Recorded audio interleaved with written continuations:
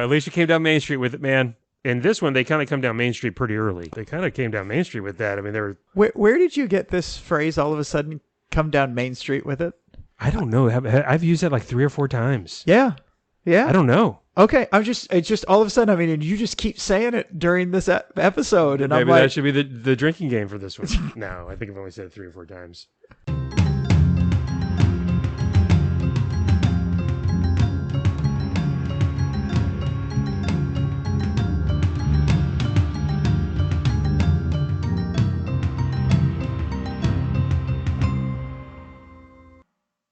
Hi there, and welcome to Hav and Charles Talk Comics. I am your host, Charles Hairsine, with my co-host, Javier Gonzalez. Hi, Hav. Hey, Charles, how are you? I'm doing great. This is episode 10 of season 2. We are now in double digits on our second season, although we're already on. When we dropped episode 9, there have actually been 10 episodes this season. Hav is going to be very confused because he doesn't get bonus episodes that are not in the linear, regular way we do the podcast. Yeah, go ahead. What's really fun about this is episode 10.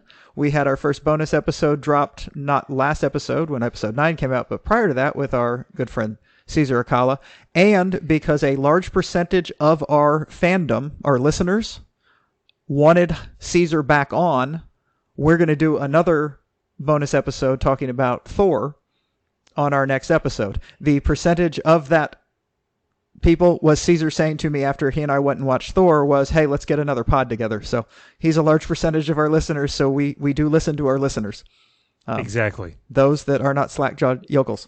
Gosh darn it, you're not going to let that die, are you? No, Okay. I'm just kidding. I'm just kidding. Caesar is a complete and total slack-jawed yokel. Okay, great. I'm looking forward to that. And you know what? Well, first of all, I'm so glad we're doing this. It's been like more than a minute since we recorded one of these, It's a podcast. We've recorded a podcast. That's the word. I thank you for helping me with the word. A podcast. Doing the thing where we talk on the radio, on the internet. See, I even forgot what internet is. I even forgot what the freaking internet. Anyways, so in fairness, ladies and gentlemen, the reason he's having trouble with words is Hav yesterday had a birthday. Happy birthday, Javi. I did. And so he's old now. Well, older. And sometimes the elderly have trouble finding words. They do, especially when they.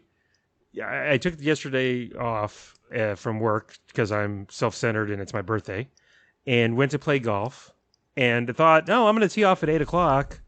It's not going to be that bad. And by the third hole, dripping sweat, just miserable. Also, worst round I've had playing golf, and I'm not a very good golfer to begin with, since I first started playing golf. Like I'm not even going to say the score because it's just embarrassing. Let me just say it's more than 105, okay? And maybe 100, more than 100. Well over 100. It was bad. Well over 100.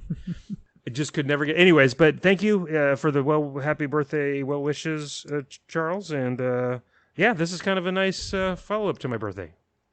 Excellent. Today we are talking about 2 comics, as we always do. One I suggested, one Hav suggested. The comic I suggested was Jupiter's Legacy by Marc Millar and Frank Quitely, and that is the newer comic, so we will not be discussing that yet. What we're going to discuss first is the comic that Javier suggested, which is X-Men Deadly Genesis by Ed Brubaker, with art by at least the first issue or 2, Trevor, I'm going to say it, Hairsine. Yeah, from 2000. So the comic book I suggested, the first issue, it was a limited series. It wasn't actually, speaking of not in the sequential order of a comic, like it wasn't an Uncanny or just X-Men back then. It was just X-Men Deadly Genesis, a 6-issue limited series that debuted in January of 2006. So yeah, something I did read when it came out. Back, I was still picking up monthly comic books back then, and that one in particular I knew was coming out, and I knew probably from some ad or something, or who knows, Ed Brubaker was going to do that comic book, and I didn't even look at this. I think this is after he had done the Captain America thing. I'm not sure. Anyways, Because he was the one that, I think Ed Brubaker is the one that did brought back Bucky as Winter Soldier. That he is. Okay. Yes. But I couldn't tell you if this was before or after that run he had that they borrowed heavily on for the Captain America movie, Winter Soldier. Yes. If that run he did was before or after. But anyway, so yeah. So let me just start out by... that run was before they made the movie. Okay, so that would have been weird if... No, okay, I get it.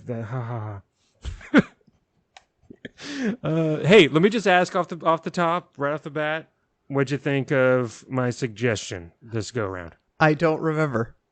Because you read it well over a month ago. There's been, as y'all might have noticed, there was a 2-week gap. There's a month where we didn't drop a podcast because we drop every 2 weeks and we missed another one for reasons pertaining to me that we won't go into. But we had actually read and were ready to drop things. It was just a matter of I couldn't get it edited. That's why we delayed. And then we just never were able to find a time to record this podcast. And so I read Deadly Genesis. Deadly Genesis is a complete and total retcon of the original all new, what's it called? All new, all different X-Men. Giant Size X-Men #1. There it is. Giant Size X-Men #1. It is a complete, it takes that and it completely retcons what goes on in that. I did enjoy it. I thought it did a good job on that. I read Deadly Genesis, then I read Giant Size X-Men because I'd never read it. And I actually kind of enjoyed that. I see why it worked so well. And then I read, I don't even remember how many issues, but 5 or 6 maybe of the next 5 or 6 issues of the new X-Men as they're putting the new team together. That's how far along I got. And now I've forgotten all about it. So I did enjoy it. I disliked some of the things. I have one note I showed Hav right before we did this. It says, issue 1, Petra's second story was better. And I legitimately looked at him and said, I have no idea what that note means. Ha. So. What was the note again? I'm sorry. I was trying to do 2 things at once. Issue 1, Petra's second story was better. Now, you said that was probably the backup story. Yeah, that was probably the backup, because each issue, which was kind of cool, and I know I read comic books growing up. Oh, there would be the lead story, and then there would be a backup story that was completely different. So I'm remembering this. What went on? So the reason I liked that is the idea on this was that there was a whole nother team that Charles Xavier sent in before he sent in the X-Men team, because Cyclops and all of the originals had gotten trapped in Genosha. Is it Genosha? Yeah, Genosha, or I don't know how you say it. Okay. One of the island type things where they needed to have it. It is an island that supposedly became a mutant or something along those, and it attacked them, and it was holding the other X-Men. And the island from the original Deadly Genesis. I don't remember the name of the island. Go ahead. Krakoa. Krakoa. Oh, it was Krakoa. Well, I'm thinking of Genosha, which is something completely different from something completely different. Isn't that? Right. Genosha is like the island nation that the mutants got at some point. There it is. Back way when. This is Krakoa. Yes, I think you are correct. Okay, I was confused. And we could both also be wrong. So there was evidently a group that he sent in before he got the group with Wolverine and Storm and all of the X-Men we know. This random group he sent in there, and they all died. Yeah, horribly. So the backup, we don't know any of this in the first issue. So as it gets going, we get the backup story. The backup story, and it's all about this young lady who was, I think Petra was the orphan that her parents died on a trip or something, that it turns out that she actually did, because she does earthquake type stuff. Something. Yeah, they call it, like I saw something call her a telekinesis. Yeah, where she can control the earth or the ground. And, she's like Quake. I'm not sure if it's correct. At least she saved herself. I'm not sure that she caused the deaths, but she could have saved him had she known how to use her powers. Yeah, well, she felt like she she might have she was to blame. I wasn't blaming her. I do remember that was a really excellent story in the back of that, and the other part of it was just X-Men over talky nonsense. Well, it comes off that first issue is all I'm saying. The first issue also, because it's trying to set up a lot. Yes, the retcon was coming. Well, first, real fast about the retcon, I did just look it up. Brubaker was on a roll here. He had just done the previous January of 2005 is when he started the Winter Soldier arc, in the newest #1 of Captain America. That was apparently the 5th series at the time. And so I don't know if the powers that be were like, well, shoot, he hit it out of the park with that Winter Soldier thing. Let's give him the X-Men and see what he can do. Which maybe was true. I have no idea if that's the case, but I wouldn't be surprised. Him jumping on this limited series or helming this limited series is I didn't remember this, but reading you can tell from the comic right after No More Mutants, when Wanda Maximoff says No More Mutants. So the mutant numbers have shrunken incredibly from millions to like a few hundred. And then also in this issue, there is a lot of talky because Hank McCoy, the Beast, is talking to Cyclops, Scott Summers, and he's talking about how mutants give off more energy than regular people, than Homo sapiens. And since all that power was taken away from the mutants, energy can't be created, can't be destroyed. Where did all that energy go? And apparently, go ahead. Most of it's sexual, because they keep getting these groups of like 5 teenage male mutants with 1 attractive female mutant, and the unrequited sexual tension just waves off of mutants. So sorry. Yeah, no, yeah, I get you. I got you. No, it's true, because there's all sorts of tension. So apparently, where it went, at least in part, was there's this asteroid that was orbiting the Earth, that gets blasted with all this now whatever displaced mutant energy, and it awakens this mutant that was buried deep inside of it, and he comes back to Earth and he wants to know what's going on, and his name is Vulcan, and he's got I was never really clear on what his powers were, by the way. He can just control all energy. Again, a month and a half ago when I read it. I know, it just was weird because I can't remember. Yeah, he had some serious control power. He could like he can. I mean, I don't know if it was a combination of like everything, because he could fly, he could manipulate matter. It seemed like he was messing with Rachel Summers, who is Scott Summers and Jean Grey's daughter from an alternate timeline, who is very powerful, but he could take her out easily enough. She was like uber powerful. Yeah, because when the signature, the mutants, Emma Frost happens to be, and this is one of you're going to hate this part. Emma Frost is now with the X-Men at this point. Emma's been with the X-Men a lot with most of the reading I've done. Emma is not the same as Magneto. Stop trying to pull me off sides. She was the white queen of the Hellfire Club. She was essentially a sex slave. Yeah, well, the part that they show in this, but no, she was a highfalutin. She was like the second in command to Sebastian Shaw. Okay, even she in the comics back in the day. Okay. Anyways, so stop. Okay, but here's the difference. She's hot. Oh, okay, there we go. At least you came down Main Street with it, man. At least you didn't hold back. I like it.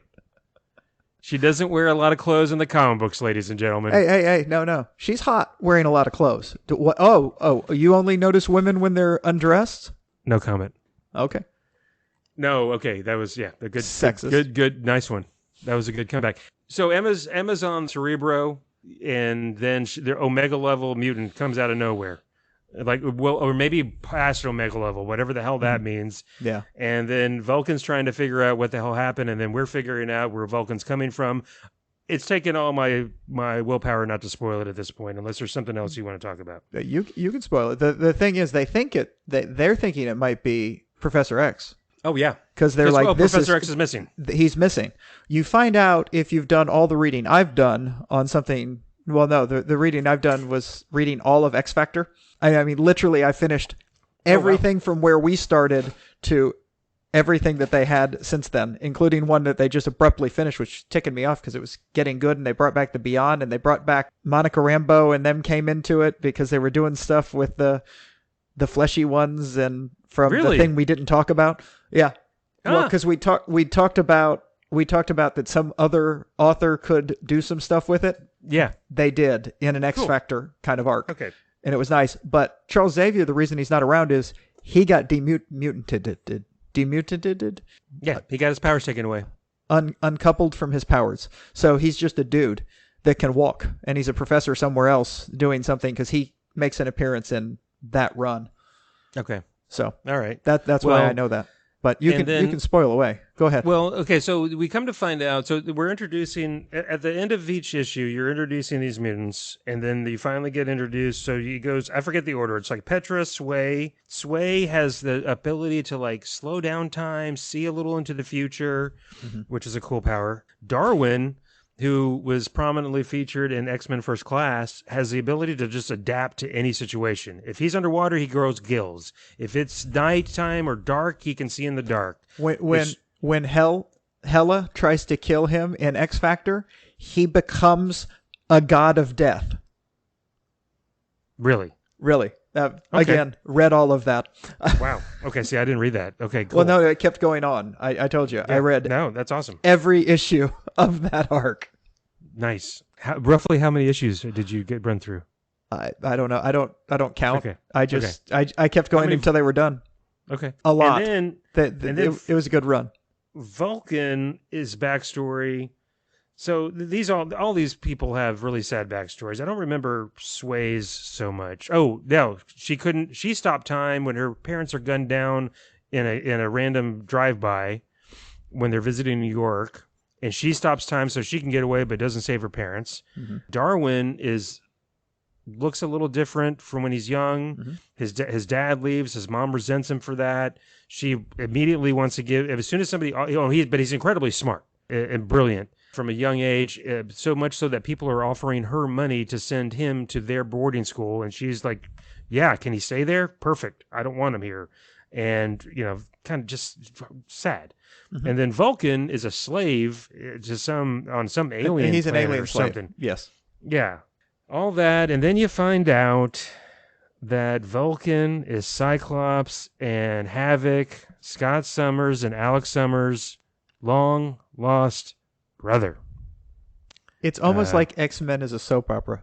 Right? Oh, that's so true, man. So true. Because when, at this point, obviously, because this came out in, like I said, 2006, way back when, we found out that Cyclops and Havoc's dad is like a space pirate, like literally a space pirate, with the Starjammers, I think is their name. Yeah. Well, he's Star-Lord, basically, except not actually Star-Lord. But I was trying to come up with Star-Lord's name to just say he's Star-Lord, and all I could come up with was Chris Pratt, and I was like, damn it, that's the name of the actor that plays the character. Gotcha. No, and apparently, so for Vulcan, his dad, their dad and mom are abducted.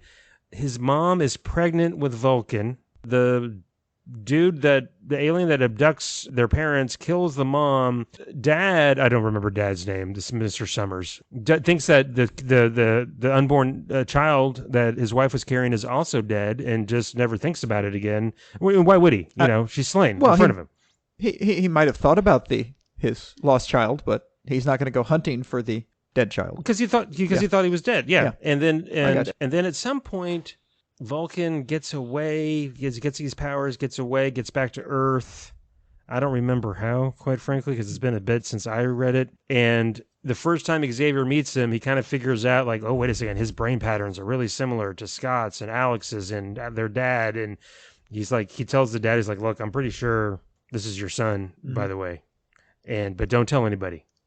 And that becomes a running theme for old Chuck going forward. The whole mind erasing and don't tell anybody stuff. Look, you're talking about a dude that trained child soldiers to fight in his war against humanity. No, for humanity. He's sure, trying. Sure.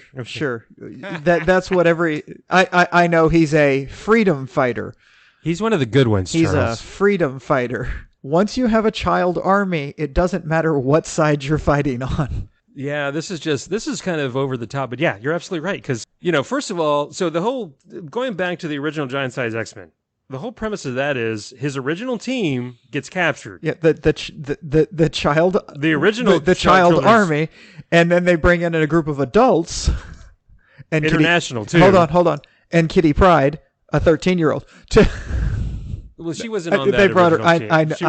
I was having fun with the fact that they hey, let's get all these actual more adult international things. We need a 13-year-old girl in here so someone can have a sexual interest. I don't know how old Peter was. That's true. Colossus. He was. Yeah, they kind of age him like he was a teenager. Yeah, that is fair. I just stop ruining my fun. Yeah, you really like leaning into that with I guess pedophilia. What? The question? Whoa! Whoa! I am not having fun with pedophilia. I am pointing out that at times Marvel might cross the line with some inappropriate type age things in some stuff. That's That's my point. You're absolutely right. Because I think speaking of retcons, I think there was some stuff that came out. I don't even think I was reading. I think I read about it where it's revealed that, or maybe not alluded. Maybe it was when Charles Xavier really liked Jean Grey. Oh yeah, originally. There was evidently some creepy, and I mean she was like 15, 16 years old. It was it was not college. It was a at school best high school. Yeah. I mean later they were even younger, but they had like groups and things. But still, it was kind of creepy with him and Jean Grey. So so Charles Xavier, Professor X, just loses his original team. Then gets this group together because Moira McTaggart, back way when Charles Xavier's on again, off again, love interest, and also a researcher that's really trying to help mutants. Gorillas in the Mist lady. Say again? Gorillas in the Mist lady. She's Jane Goodall. She's studying mutants. She lives among them. She's learning their ways. You're just gonna lean into that one too. Oh so yeah, yes, yeah. I'm gonna call that one back. Yeah, you are. Good every callback. time. I know. So, but these are the 4 that she gathered to really just help out because all these young mutants, young kids have just terrible, terrible childhoods to that point, right? Mm-hmm. But then Charles is like, hey, I just lost my team. Moira's got like 4 of these mutants hanging around. Let me just whip them into shape by doing something weird with he trains them all in a matter of like a day or two, but they think it's months that they're training together. And then he sends them in and they all proceed to get killed. Yeah. That's about it. And then, it's Cyclops. They help Cyclops get away because that happens in the original story. Cyclops gets away and then he goes back with the new team. Wolverine, Colossus, Nightcrawler, Storm, etc.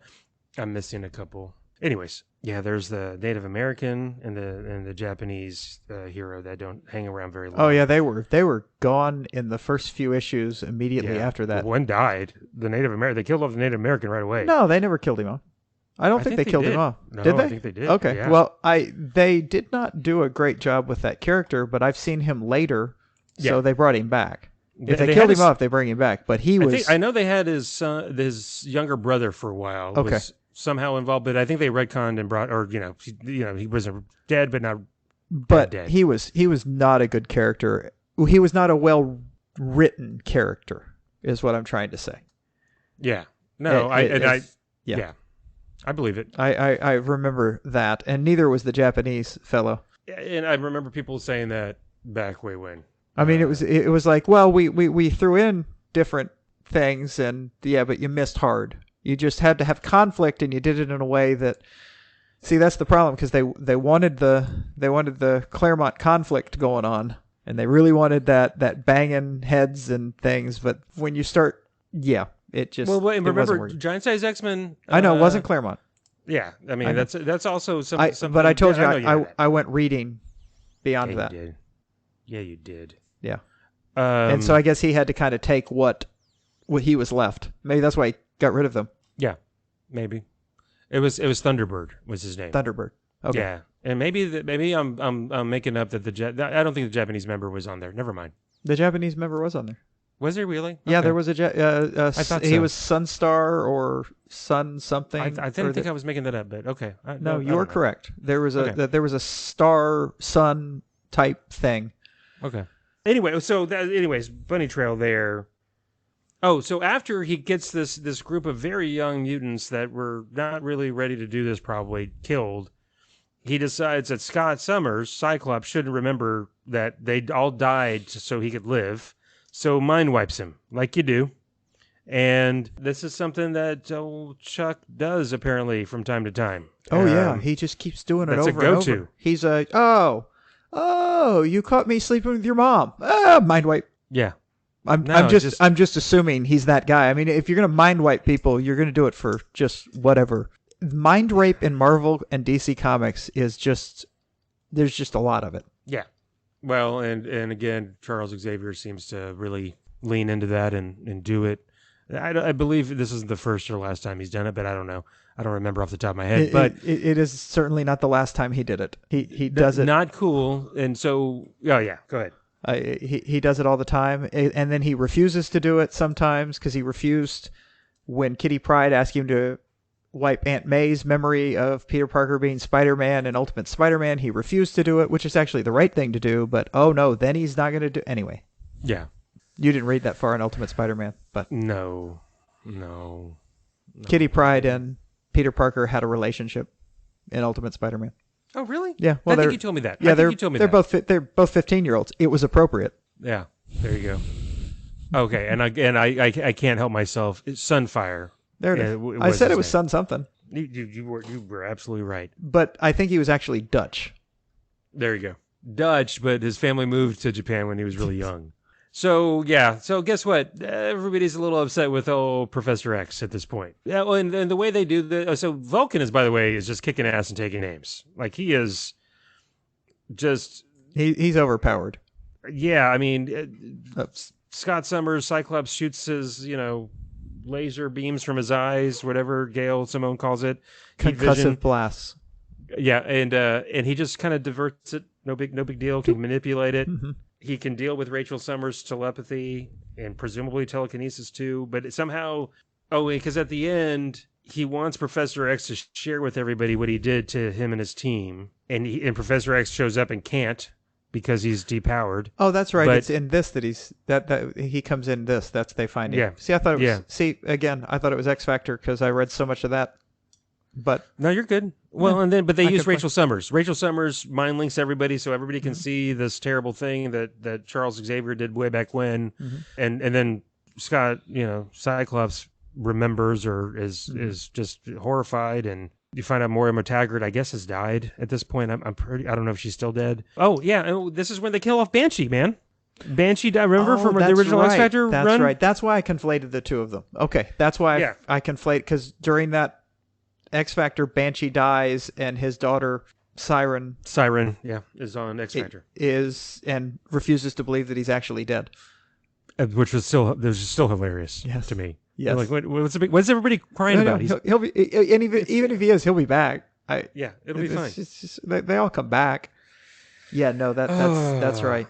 There's also a weird thing where everybody's seeing like weird memories of the past. Do you remember that? Where like Havoc is seeing I thought that was something that Vulcan was doing to them because that I think so through Rachel Summers. Yeah, what's his name? Oh my! One of my favorite little characters, the elf.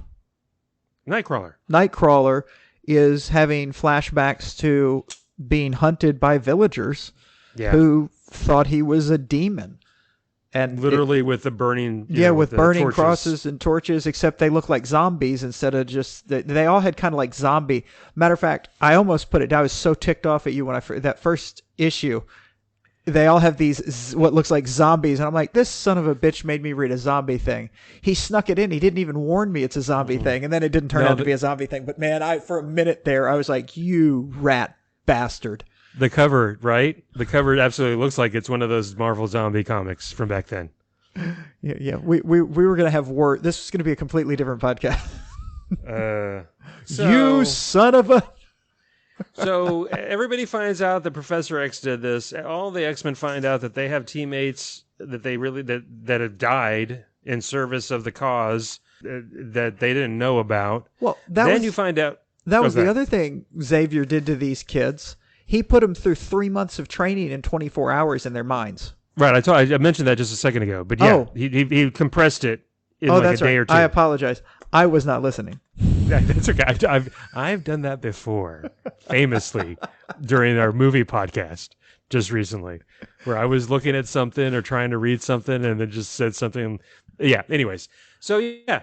Oh, and then at the very end, somehow Rachel Summers Phoenix, I think she went by at one point, figures out a way with Charles Xavier guiding her to get out of the thing and be able to get out of the control of Vulcan, and then everybody attacks him, and he just kind of says, "Screw it, I'm out of here," and goes into space.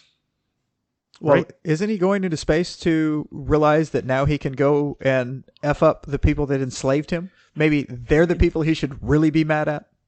Pretty much. I mean, I think that we find out very quickly that's what he's going to go do, because that it picks up an Uncanny X-Men, and I arc too, and it was like a 6 or 12 issue arc just in the X-Men that I love, because it's all in space. So it was a bunch of sci-fi. The Shi'ar. Thank you, Shi'ar. Thank is that you. no? The Is that Shi'ar sounds right? Because I swear they've said that in Guardians of the Galaxy. Yeah, the Shi'ar. Say it again? Shi'ar. Maybe. Yeah, the Shi'ar Empire. Yeah, I think you're right. Yeah, he's going hot and heavy after them. And he should. They enslaved him.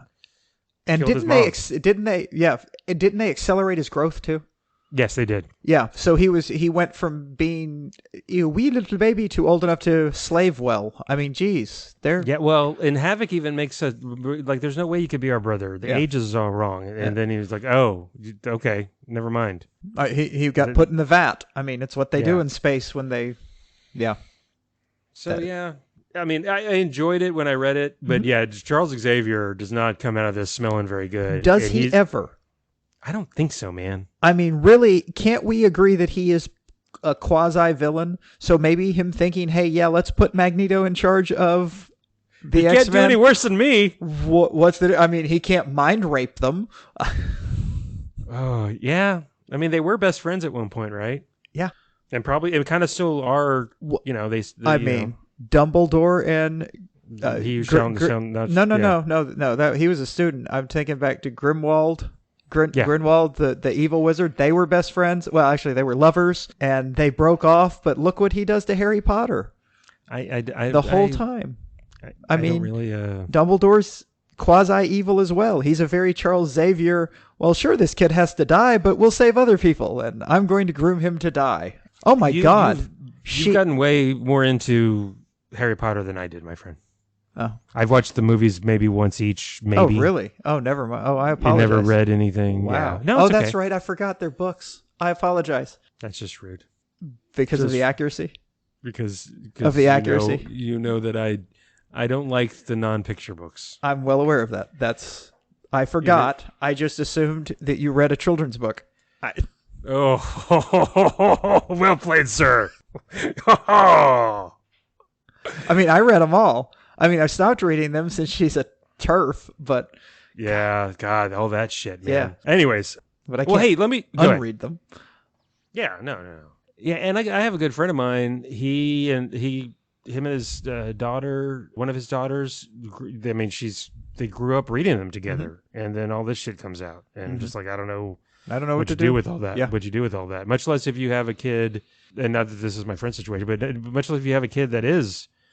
LGBTQ plus, and this now J.K. Rowling, right, is her name, is so anti-trans, massively anti-trans. God, wow, just like vehemently, not that it's okay to be anti-trans, but Jesus Christ, you don't have to shout it from the rooftops. Oh yeah, evidently you do. How will everyone know if you're not shouting it from the rooftops? Which, of course, it's just atrocious. I mean, not that I just see enough Twitter chatter to know that, I don't need to know. I don't need to really start following this now. Anyways, it's back on the what do you do with art when the artist has done unfortunate things. We're back on that, and it Yeah, seems to or be said unfortunate. Yeah, I don't know. Go ahead. no. That's all it is. Can we talk about She-Hulk? Yeah, sure. Oh no, I was just making a joke about the thing that Oh, Patrick sent John Boone. me, and then no, Patrick sent me that thing that I sent to you and Caesar with the new pictures of the She-Hulk movie and the dean from Community going, "I sure hope this doesn't awaken something in me." Yeah, yeah. No, I thought you were making reference to She-Hulk because John Oh Byrne no, had a really good run on that, and then he apparently said some stuff. yeah, no, Because I was I'm not going to dig okay. into that. No, Okay. we already dug into that. I apologize. This has been our moment of off topic, brought to you by the public library. The public library. All topics are on at the public library. Yeah, I liked it. You? I did. No, I did enjoy it. It was well done. I really Right. enjoyed the backstories in particular. Like I said, now that I remember what was going on with Petra, And I'm curious if they've retconned and brought back Petra and Sway also. I don't know the answer to that. Probably not, but I don't know. yeah, I don't know. The whole way that they ended up in space was Petra when the island That's right. Go ahead. was Attacking them. attacking them, she used her power to encapsulate them into the ground, pulled all the energy in, and then blew them out into space. And that's why they were there. And Vulcan was the only one able to survive because he can survive off of just any kind of energy. I believe that was the... And Darwin essentially turned into pure energy. Yeah, to Darwin. survivors. Yeah. Well, Darwin always survives. So Darwin, Yeah. that's why Darwin came back around and was all of a sudden there. So Speaking of Darwin, going back to just a little quick side note of movie talk. I really did like the movie X-Men First Class, but I had read this when X-Men First Class came out, and so when Darwin was on there, I was like, cool. Mm-hmm. Surely they're not going to kill him off like and because why? Because he got brought back. No, they killed him off because what's his face, Sebastian Shaw, puts a thing in his mouth. How could he could survive that, right? He can. Well, that's the problem. Knowing Darwin now, having Darwin shows up in X Factor, and there was a lot of him in X Factor in all those issues I read. And yeah, his whole thing is he cannot be killed. The goddess of hell attempted to kill him, and all it did was turned him into a mystical being for a while that was a god of death. So it doesn't work that way. So yeah, that was a bad thing that they did in a movie character-wise. And it was a choice. They obviously didn't want that kind of powered guy around forever. But Well, speaking of, I mean, Vulcan, incredibly overpowered. Darwin, incredibly overpowered to the point where it's like, wow, okay. one of the fun things is sometimes when it's something, proof that couldn't happen, sometimes when there's something that he can't evolve away, he evolves the power to teleport and just disappears. Because that happened a couple of times in X Factor. So, I'm out of here. Yeah, no, unconsciously, boop, and he's just great. somewhere else. That is awesome. See, I don't know. What else? Oh, so Banshee was trying to transport some information from Moya MacTaggart's place in Ireland, Scotland. I forget. Scottish, Irish. She's Scottish. Banshee's okay.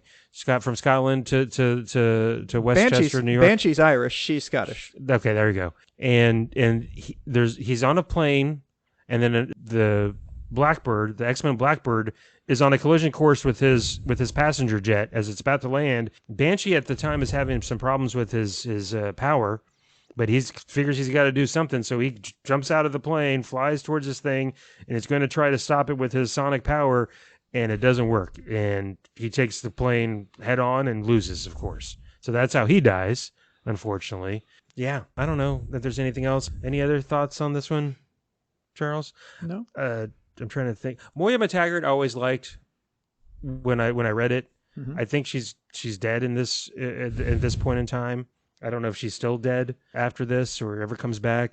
The other character I really liked, besides the usual suspects that are X-Men, and aside from Scott Summers, and I like Havoc too, Rachel Summers. I've always liked that character. When she first came back in the Uncanny X-Men runs of Claremont back in the 80s, when she was on Excalibur, when she's on this run of the limited series, and then the continuation in space that comes after this. I And then shortly after that, I think I kind of stopped reading as much as often. So I always liked her amongst many other of the younger mutants.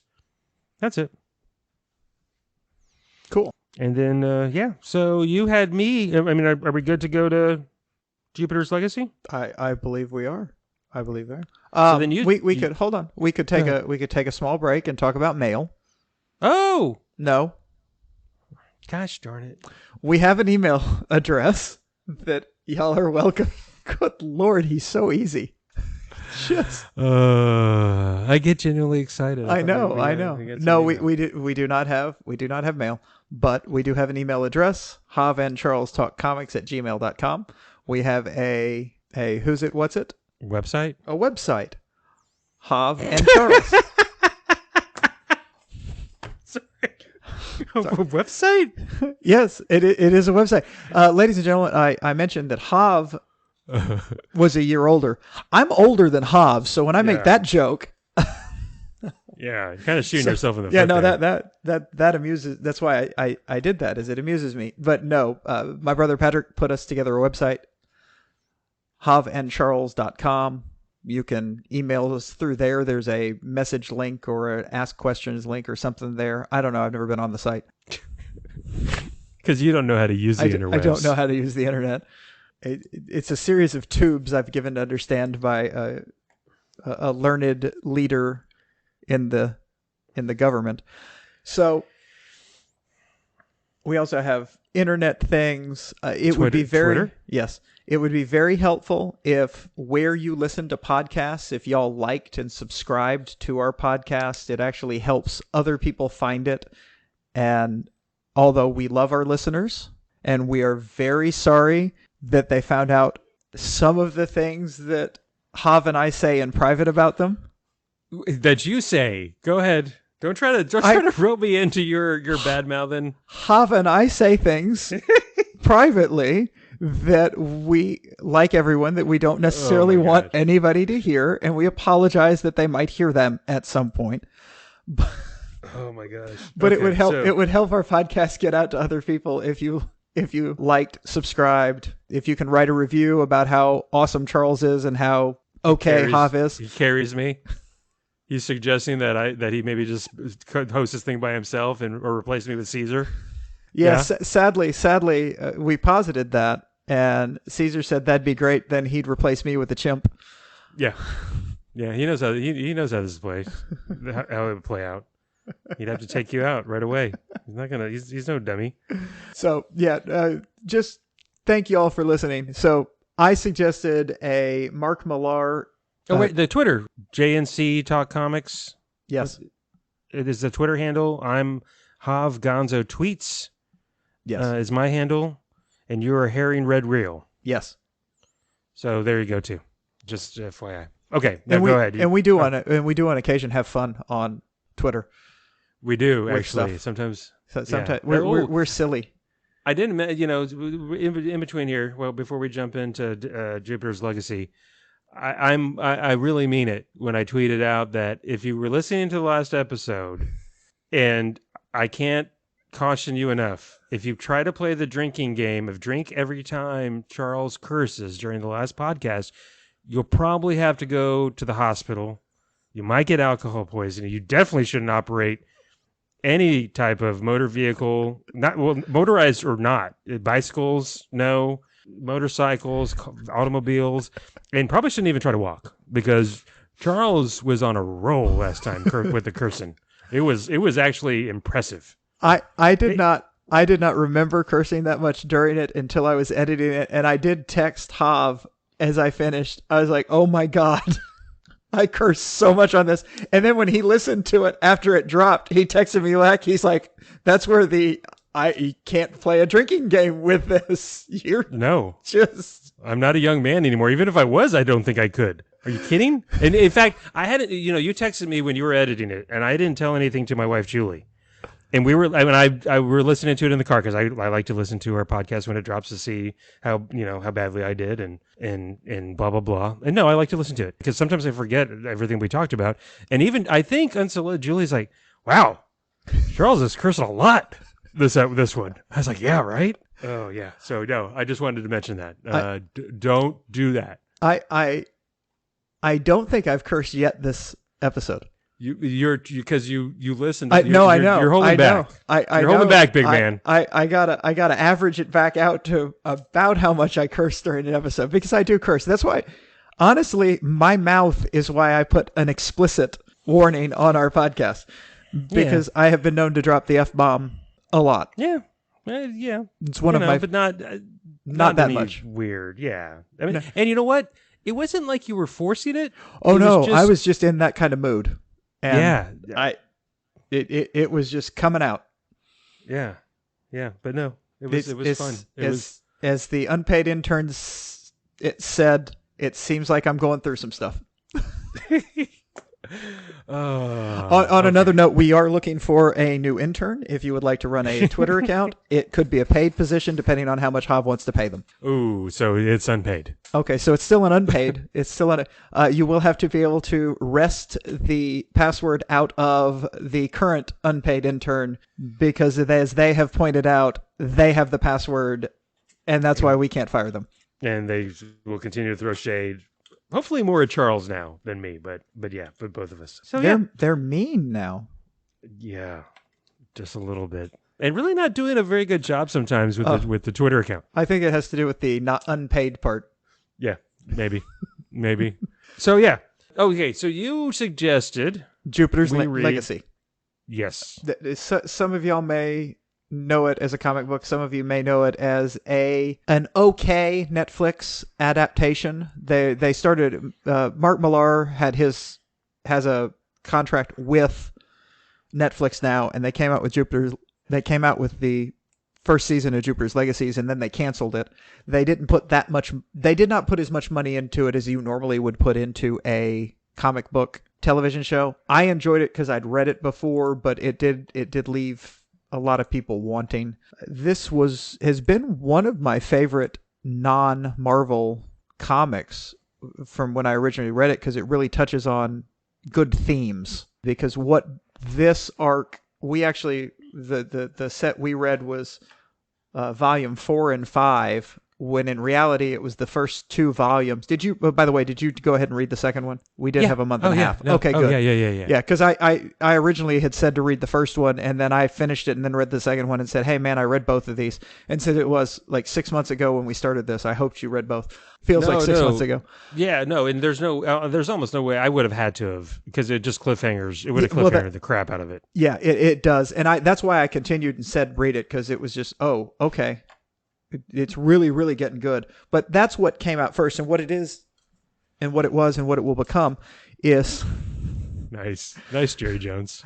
Sports today in the world, whatever he does, he just... So, the whole idea that Marc Millar was playing with is second generation of superheroes. So the children of the elite superheroes, if you think elite, i.e. Justice League level superheroes, and their children. And it basically starts out with them being what you would expect the children of very famous individuals. They're just basically druggies and layabouts and PR people and taking advantage of whatever money they can get and not doing much, right? You mean like celebrities, children? Exactly. It's just celebrity. It is Paris Hilton. They're all Paris Hilton. Or pick the nom du jour. That's who's hot right now. That's a bratty, getting in trouble star, but maybe really just only famous because they're famous. Yeah. Famous for being famous. Except they have some superpowers, and it is ground that has been tread. Bendis treads that ground with powers in a different way, looking at this the other side of that. Millar is actually focusing on them. The main character is basically a young woman whose name I have forgotten. Her parents are, well, basically Superman and Superwoman. Yeah, or Wonder Woman, or they're the most powerful people. They are the two of their dad. Her dad definitely is. I mean, he is just let's make a Superman for this world, which is fine because he's great. And it just, I'm having trouble explaining it. No, well, so okay, so the daughter is Chloe Okay. Sampson. The son that's not living up to dad's expectations at all is Brandon. They have an uncle who's a telepath and also powered and also can fly. Yeah. Walter, who's brainwave. Mm-hmm. Dad is the Utopian, and mom is Lady Liberty. There's a couple others, but Liberty, so, liberty, liberty. oh my gosh, yeah, Sorry. we're not sponsored by them, dude. So it's okay. Well, not yet. Oh, nice. Well played. Like and subscribe, and maybe I can get a sponsorship. There you go. Yeah. So those are the main 4, 5. Well, there's the husband of, or the Hutch that turns out that the baby daddy and then husband of Chloe. Then they have the kid eventually. But yeah, it's just the kids run amok and very much reminded me of Kingdom Come, DC from the 90s. A little bit. I mean, Heroes just getting older. Earth X, Marvel. But yeah, I mean, very well done. Interesting. You were talking about the show. I had not read the comic book, but had heard such great things about the comic book. I was very much looking forward to the Netflix show. I struggled to get through that Netflix show. Then I read this, and I'm thinking, had they done anything near as good as what was in this comic book, in this intro arc, that the show would have been better. Also, the production value was a little hit and miss, I think. You're right. I don't think they put the money into it. But the writing. The only reason I mentioned that is because I read a big article where they were blaming the money. But they almost always want to blame the money on a superhero, whatever, not working as well. When in reality, if you write it well enough, you can get by with subpar effects. Yeah. If the writing is okay, if it works well, the effects are not as important. Now, I know there's a lot of people that are, oh, no, it has to look this great. And it does, but you can get... That's why we're okay with animated shows that are okay. That are adult themed but have superhero... Harley Quinn on HBO Max. I love that show. I love that show. I didn't realize it was on the 3rd season. I watched the 1st season. I never watched the 2nd season. Oh, you didn't? No, so I get to watch all that. Yeah, that good, because I got HBO Max when both the seasons were on, so I just watched the first 2 seasons, and then they were like, well, we don't know if they're going to do a third. And I'm like, you sons of bitches.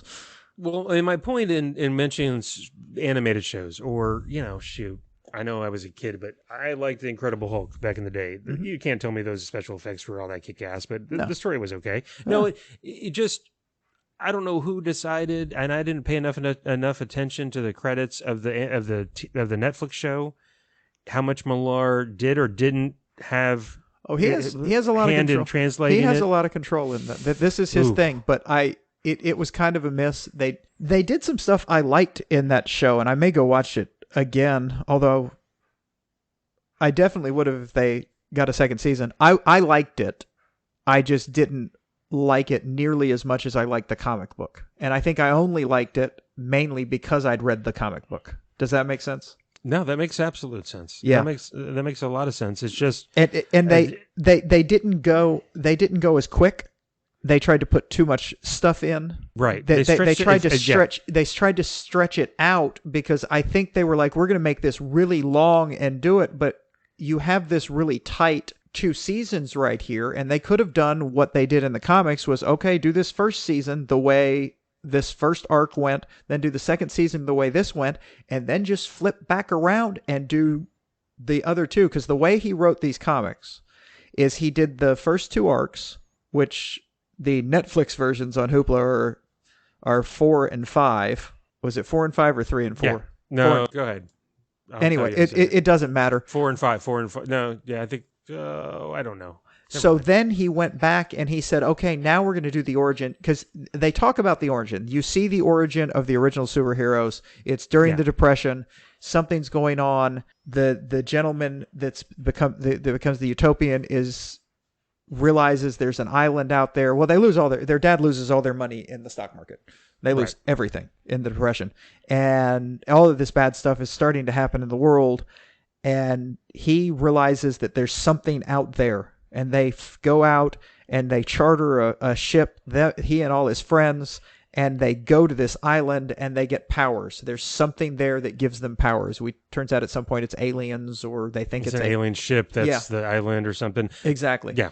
And by the way, the Netflix volumes on Hoopla are 3 and 4, which is interesting because of course, the original one, they did it in order. Anyways, go ahead. So what we read was actually Volume 1 and Volume 2. Yeah. That's how I originally read them. That's how they originally literally came out. And then they go back and they do the entire origin and all of because we find out one of the characters that was one of the original people is now a criminal and he's hiding out, and his son ends up impregnating the daughter of the Utopian because they're together. Yeah, Hutch was the former friend of the Utopian, who I'm blanking on now, but yeah, Skyfox. Skyfox. Yes. And he turns bad because he's... Anyways. Oh, you want me to spoil something big? Sure. He turns bad because he's always mean to Walter, and Walter fucks with his head. Really? Yeah, that's what you find out later. The whole thing was and who was the bad guy of this story? Walter. Walter doesn't like how his brother won't control people. It's all about fascism. All superhero comics are... So here's the thing. You get a lot of people talking about, oh my gosh, all these superhero writers are fascists. And there are some. A lot of these comic gators guys actually are. But when you read so-and-so as a fascist, look at this comic they wrote. Okay, no, you're seeing the fascism in that comic, but what you're not seeing is that the heroes there are the ones that are fighting against fascism. Right. You're not. No, it's a fascist world. Yes, because superheroes are absolutely needed in a fascist world. So it makes an easier... The bad guy is a fascist. Yes. You see? So it's the Dark Knight, the Dark Knight Returns, that people are, it's all about fascism. Yes, it is. Because Batman has to have this fascist world too. I think it's called conflict. Yeah. But the next thing you're going to tell me, Charles, is that Homelander is not the good guy in The Boys. No, it's just fascinating. No, and okay, not that we need to go back and forth, and if you don't want to, between the TV show or the Netflix show and the comic, we can forget the Netflix show. But it was real fast. The other thing that was weird, just watching it one time, I don't pick up on stuff very often. Sometimes very fast when apparently everybody else does. But in the show, kind of something weird was going on with Walter, but that he was going to be the ultimate, really super bad guy. They held that back way too long in the show. In this one, they kind of come down Main Street pretty early. Oh yeah, you can see immediately that he's the bad guy. Yeah, I did find that, having known that Walter was the bad guy, they played everything too long in the show. Right. You know what? It reminded me of. Did you ever watch Heroes? Yes. Heroes. I just stopped after like 1.5 seasons, and I think it went on to 4 or 5 seasons, maybe. But the first 2 seasons were very good. Well, the first season was awesome. The second season was good, and then it was just... I even got frustrated during the first season because I swear I figured out after a couple episodes, maybe 3 or 4 episodes, I could watch the first 5 minutes and the last 5 minutes, and that's all of anything of substance or consequence happened in the first 5 minutes or last 5 minutes. Everything in between was just filler. Oh, man. Now I have to watch the first season just to see that. I believe you, by the way. It was very frustrating. Yeah. I just remember burning out on it, or not burning out, just getting frustrated in realizing that, and then sure enough, I was looking like, no, nothing mattered except the first 5 minutes and the last 5 minutes. Son of a gun. And then the second season was even worse. Yeah. And look, there was a lot of good ideas in that. And I think they were trying to stretch it out. And so enough about that, about the show. But yeah, I felt like the show for Jupiter's Legacy, they stretched out. The comic book, them getting to the island was like that. You know, it was half an issue, maybe. Yeah, on and off. It wasn't a whole episode, a whole issue. Yeah, I don't think it was not. The comic was really good. I enjoyed it immensely. Oh, you already mentioned it. Marc Millar, darn good writer. Yes. I have always liked Frank Quietly's art. Marc Millar does not lick goats, and if he does, it's just a personal thing, and there's nothing wrong with it, and it does not affect the way he writes. And the guy that says that, as we know, has been canceled. Oh, you don't know what I'm talking about? No, I have no idea what you're talking about. What? One of the covers of Next Wave has that's right, Captain Asshole holding up a sign that says Marc Millar licks goats. It's a very famous cover. Yes, yeah, sorry. That's right. Yeah, you're right. I'm sorry. Gosh. Well, I read a Yeah. whole thing. Somebody online, I was looking up something a few months ago. It was before I even suggested this about Marc Millar. And this guy was going off on how he's not that great a comic book writer, and it's this and it's that, and I was just like, what the hell is? The only thing he ever wrote good was Superman Red Sun, and it's not even really that good. Counterpoint, it is really good. Also, he's written a lot of good And stuff. he's also written an enormous number of really good things. So it was just this diatribe of, whoa, you can dislike things, but that, I mean, come on, man. Yeah, that's. We're going to a have to do little dumb. Superman Red Sun at some point. Yeah, I read it when it came out. It's great. Now, it's old, so you probably have to suggest it. Hey, I think it's from. I think it's after the year 2000. I think it's actually in this Okay. millennia. Okay. I think I might be wrong. I could be wrong, It actually. I don't probably is. I don't know. I just Hey, remember. real fast though, you really don't like zombie comics? I don't like at all? zombie Like- anything. I don't like zombie anything. What We've about had this what about horror? I know, but I horror love comics? horse. I love horse. Horror. Oh, you scary. finished the word. Oh, no, I don't. Horror. I don't like. We've had this conversation so many times. I don't watch horror movies. Some of the things that people call horror you get comics, You get scared. sure, why not? They don't interest me. But if you want to say I'm afraid, that's fine. Does not bother me. I'm a giant baby coward. As opposed to like thrillers or psychological thrillers. I like psychological thrillers a lot. I don't like stabby horror movies. I do like psychological. slasher stuff. I don't like slasher stuff. I think they're dumb. It's just not my Okay, thing. I'm just curious. Yeah. Okay. And Because so there are a few that I would I venture to that I liked. But that's it's not fine. like- And you can suggest whatever you want. We've had this. I don't like zombies. I think zombies are dumb. I almost didn't want. I just think they're dumb. And there's a whole thing that it was the whole fear of other and back way. I know there's been all sorts of meta. This is what they were trying to get at with zombies and take it for what it was. Anyways, go ahead. I'm sure that it can be all meta and take it for what it is, and you can still not like it. I do remember as a kid, Night of the Living Dead. Was that the one? Say again. Night of the Living Dead.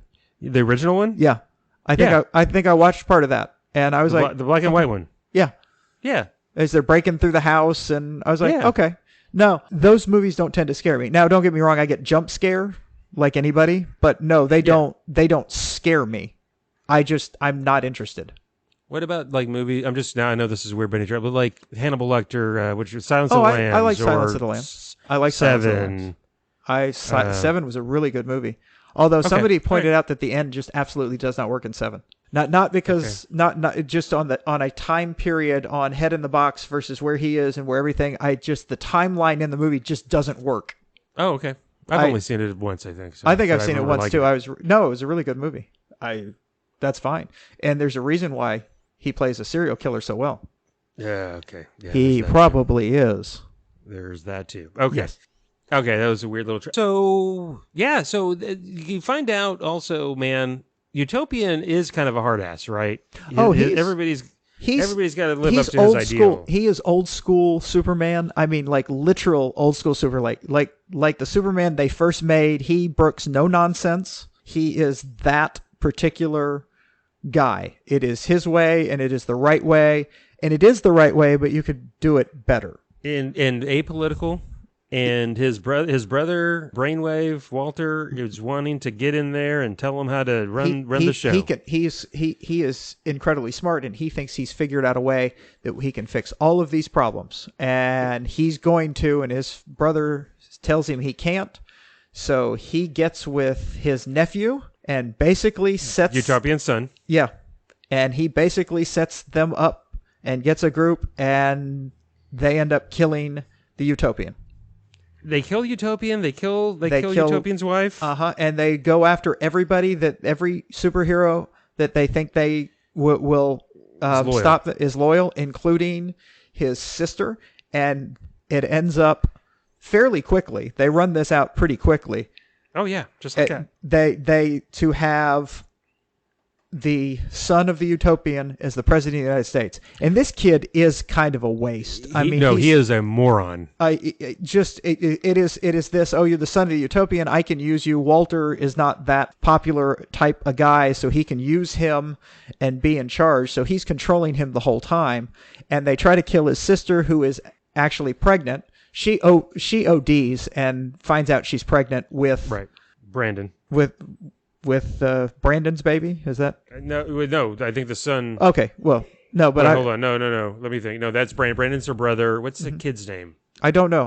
What's I'm blanking. Her husband's name? Oh, Hutch. Hutch. Okay. So Hutch, yeah, who is a drug dealer, a whatever. His father, he never really knew his father very much because he was a, quote, bad guy. And he was at their house one day, and his son told him he loved him, and his talking about, oh, well, you're a superhero, and he mentioned who his favorite superhero, which was a guy with a device that he could just make it do things. So his dad takes a flashlight and some spare parts and makes him a device that will only work for him and will give him those powers where he can just tell somebody, point it at somebody and go, see, and it drops the guy in a sea, wherever. Shark-infested waters. Shark-infested, that was what it was. Shark-infested waters. So as long as he's got it, I swear at one point he didn't have it, and all he said was in my hand, and then it popped into his hand or something like that. Yeah. I think so. Don't have... I'm going to spoil it at the very... So, well, no, I don't want to spoil that. Well, shoot, I am, because I'll forget. Screw it. At the very end, when Hutch is going against Walter. Uh-huh. And he goes, Walter's head. Yep. Boom. And it goes right into his and boom. Yeah. It was really... Here's... Okay, I'm sorry to keep on going to the show. Had they done... Like, when they killed Utopian in the end of the first issue or beginning of the second issue, I forget. Yeah. And I was like, hot damn, I'm in. Had they done that in the show? Are you kidding? Exactly. It would have been awesome. Yes. They wanted to stretch this out, and it was a mistake. No, it was an absolute mistake because I'll tell you, I read it in one night. I read both whatever volumes because it's again I know you always have picture books. Altogether it's like 12 issues. Yeah, it was not even. I think it was 10. I think it was 5 okay. Maybe it's 5 and 5. Okay, but it was a page turner. It wasn't like some because there's sometimes I'm reading like okay I'm going to do a couple tonight and this was just let's go. There's nothing extraneous about it. It's the this is the story. Their layabouts. With they've old superhero parents. There's a conflict here. Let's kill him off and let's move into this. And then they go off and hide and for years. Yes. So like time passes. The child. The kid is like 8 or 9. Jason is his name. In Australia. Is it Australia or New Zealand? Somewhere like that.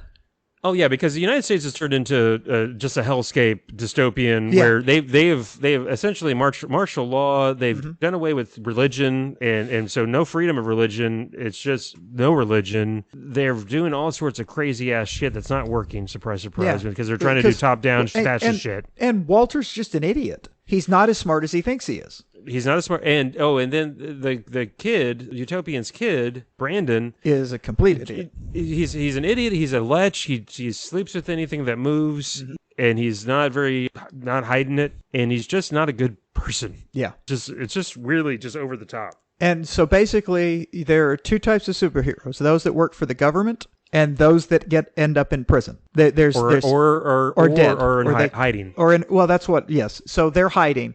So Hutch and the Utopian's daughter and their child are hiding in Australia. She is working in like a pencil factory or something. Yes. And he's a janitor. And he's a janitor because they can't show powers, they can't do anything. And then all of a sudden they have a little boy who has powers, and they understand that he keeps getting beat up at school by his friends, and he lets them beat him up. And then all across the outback, when there's a fire, all of a sudden this small superhero will come and save people and put things out. Jason. And, yes. Yeah. And he's made himself a little costume, and that is one of the most adorable things I've ever seen in comic books. He becomes Superboy, basically. Right. And he's super smart, too. He's brilliant. Yes. His parents are telling him to make sure to get some B's and C's. Well, see, that's the two sides of the family, too, because his grandfather is a tech genius on top of his superpower. I mean, he is just this incredible genius. So he's gotten the two sides of the family, the uber superpower versus, and that combined together, so he can make things, he can do stuff. There is a great scene on the bus where the kids, something is going on in the world, and his bullies are beating him up, and this little girl comes over and says, "Okay, y'all stop for a minute. We know what you're doing, Jason." Yeah, it's Jason. Jason. Yeah, Jason. We all know what's going on, and we know we have to keep your secret, but if you could stop this and go, something is going on over here, you have to go and save. But that was the trap, right? That was yeah, I think it was maybe the trap. But then I think it was hilarious because he goes out, he can't just open the back of the bus door. He knocks it off, and the little girl tells everybody the door fell off. Yeah. Yeah. And right, everybody, and then then it's a trap because who was the dude? Walter has a son, right? That's kind of like the enforcer. Is that Walter's son? No, who Walter, is that guy? Walter has a daughter. Walter has a bastard daughter. Yeah, I know that. But I know he has the illegitimate daughter. Who is the bad guy that thinks he can fix anything or I just kind of meant she was a bastard, not that she was illegitimate, by the way. Was she a bad person? Well, yeah, was the working for the Saudis to protect things and put the one guy. Right. Yeah, no, that was. Right. I did mean illegitimate when I said bastard, but I had fun because she's also a bastard. Dual meaning. Is it Fitz? I don't know. Who is the one that's always running around? Remember the guy interrogating the who ends up being like the super big lady that can grow the size of a building? Yeah, I don't remember. For some reason, I thought that was Walter's son. Okay, it might be. Anyways. No, because that's in Australia, and this poor lady they're trying to find Chloe and Jason and Hutch, but they find this essentially like Giganta, but of this universe, and then they put her in the Supermax, which eventually they go to break out. Yeah, and then they decide that they need to break the people out of Supermax if they have any chance, because they've decided they have to do something about this. They have to stand up. Which reminded me incredibly a lot. It reminded me a lot of Squadron Supreme. Remember where Nighthawk has to gather all the bad guys? Oh my God, I didn't think about that. But yes, you're right. It's the same idea. Okay, except this was, and it. Oh my God, it is very similar on the ideals. Except it's so they at least everybody is. They really think they're doing the right thing. Walter just wants to be in charge. Right, and Brandon's just an asshole. So, but no, wow. Okay. No, and then the whole getting all the bad guys. You know what? You know what? That's like a theme across things. So this is our very, very, very rare segment. Very rare segment on themes. This seems to be a comic book theme. Our segment on themes was brought to you by the Public Library. So, yes. No, I thought that was it was very well done. I enjoyed this immensely. And I'm sorry, I'm beating a dead horse. Man, had the show been half as good. You see why they bought it. Yeah. And now they're and I'm wondering, like you said before, Millar had a lot of maybe more than he needed to hand in the translation from comic book to screen. Maybe some lesson learned, hopefully, for him and his crew that great comic book writers, maybe not the best screenwriters. And I don't know how much control he had. I don't know who made the decision to foray away from this as much, but you have to. I don't know. I wasn't part of the writer's room. I didn't read that much about it. It just it missed, sadly, because there's so much great stuff there. It really. I would have loved to have that. I got really excited having read the comics when that came out. I would highly recommend reading the Volume 1 and Volume 2 to see the backstory of some of this, because the backstory it's fun. And it's better to read the backstory after reading this. Sure. Because that's the way it was originally released, right? Yeah, that was the way it was intended to be That released. it was to look at this, and then he went back and like, oh well, let's show how we got to there. Yeah. And evidently, and I haven't read this one, Volume 6 is the Brandon older. It's after. Okay. It continues on, and I should read that, but I have not. So I'm glad you liked it. I did. It was just a lot of fun. They did a lot of fun stuff in there. Yeah, no, I'm sorry. I'm sorry. Go ahead. I'm being bad. What's wrong? I'm looking at the dude that was apparently developed it for TV. Uh-huh. And I'm just kind of looking at what they're highlighting. Uh-huh. He did Smallville. Okay. He worked on Smallville, Buffy, and Angel. Okay. But then he was the showrunner of... Well, shoot. Was he showrunning duties for the first season of Netflix exclusive television for Daredevil Netflix? Okay. So did a good job on that. Yeah. But then he was also... What? I don't know. He directed Pacific Rim Uprising, which was not a good movie. But no, I mean, shoot, Daredevil Netflix, that was great. Yeah. I don't know. You never know. Anyway, no, really good to the point where, yeah, I'm gonna have to keep it on, just like I did with Runaways. Yeah. I read one more volume. It's not like I don't know, but I know there's more than just 2 volumes of that. Oh, and by the way, then, since you have read that, you were correct.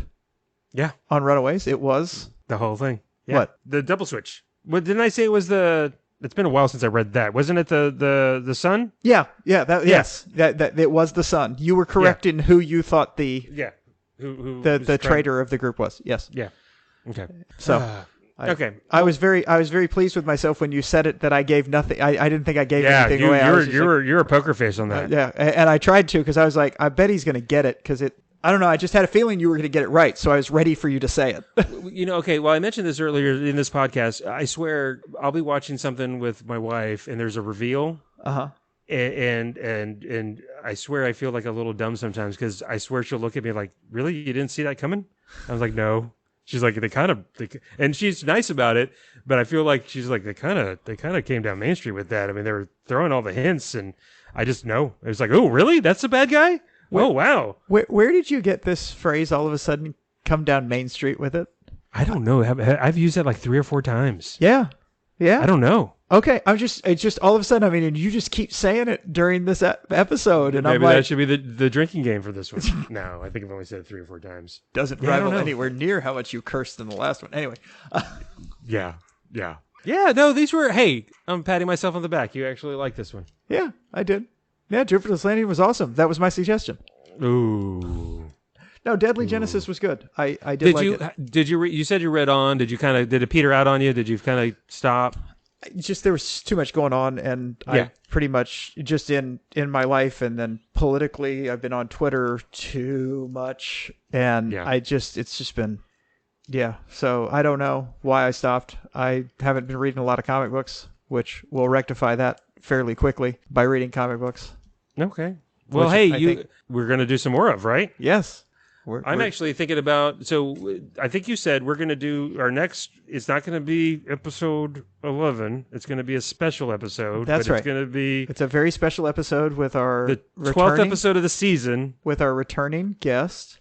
Caesar. We're going to talk about Thor, but we're also, that is correct. And we're also going to have episode 11 will be after that.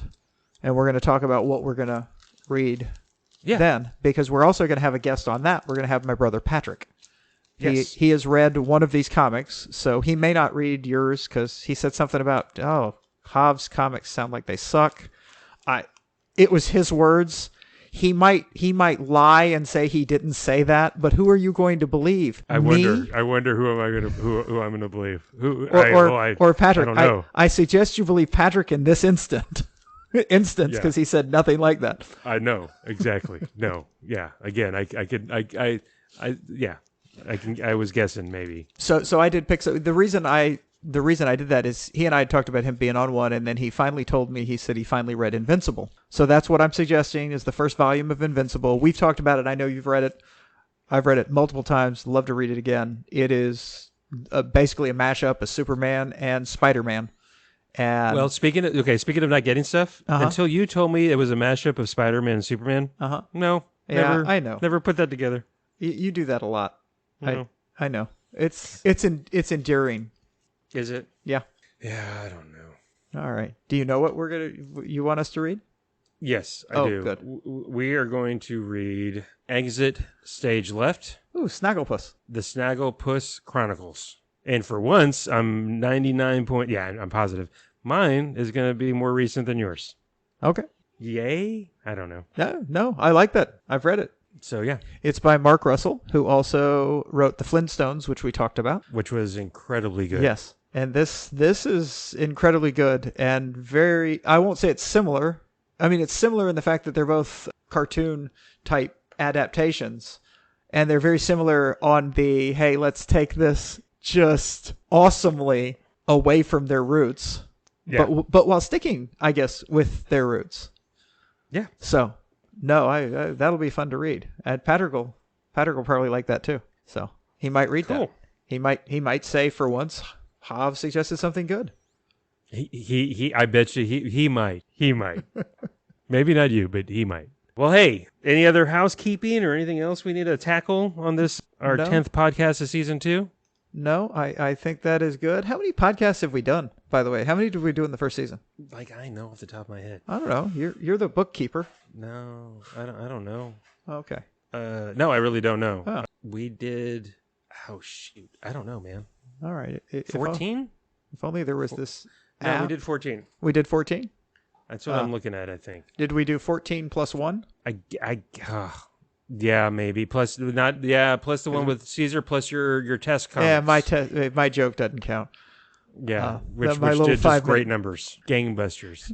Hey, what on the website? I don't see that all of season 1 is up there. Not that I go back and listen, but that's where I went to immediately to find out how many episodes we did. Oh, okay. Well, hold on a second. Let me, I'm not going to go to that. I'm going to go to where I go to deal with all the stuff What? to find this out.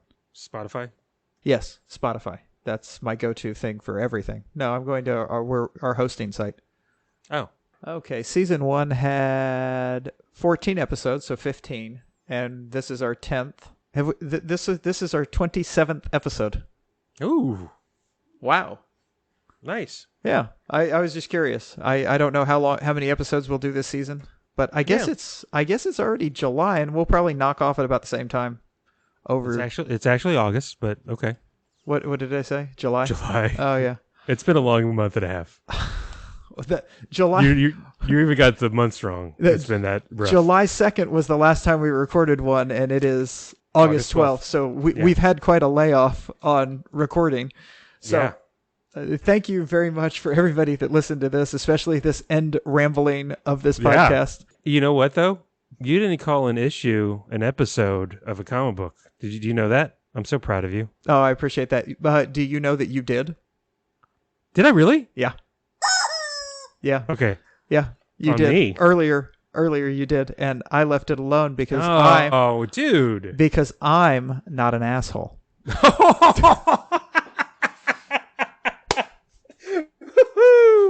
Tip your waitresses. He's going to be here all week. Oh, that was good.